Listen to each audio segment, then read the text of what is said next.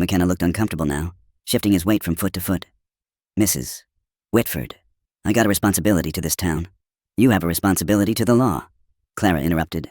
The judge said he was to be sold. I'm buying, unless you're telling me my money's no good because I'm a woman. That struck a nerve.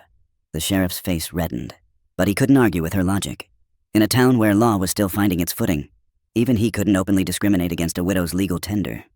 Fine, he growled. Snatching the bundle from her hand, he counted the coins with exaggerated care, clearly hoping to find her short. When the count came up true, his scowl deepened. Bill of sale will be at my office. You can collect it, and him, in an hour. Clara nodded curtly. I'll take him now. Now see here. I've paid for him. He's my property now. As you so crudely put it, I'll take him now. Or you can explain to Judge Harrison why you held on to him after the sale was complete. The threat of involving the circuit judge, who was known for his strict adherence to the letter of the law, made McKenna's protest die in his throat. With visible reluctance, he produced a key and unlocked the shackles around the man's ankles, though he left the wrist restraints in place. The rest come off when I get the bill of sale, Clara said firmly. She turned to the man and, in a voice gentler than any he'd likely heard in months, said, Come with me. The man studied her for a long moment, as if trying to solve a puzzle. Then, with a dignity that made the crowd's earlier jeers seem even more shameful, he inclined his head slightly and stepped forward.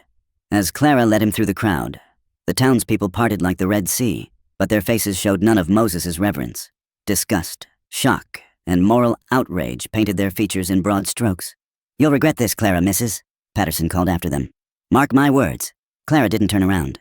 The only thing I'd regret, she said, loud enough for all to hear, is standing by while you all treat a human being like livestock. Old Samuel Turner, the blacksmith, shook his grizzled head. That woman's gonna get herself killed, he muttered. Them savages can't be civilized. It's not in their nature.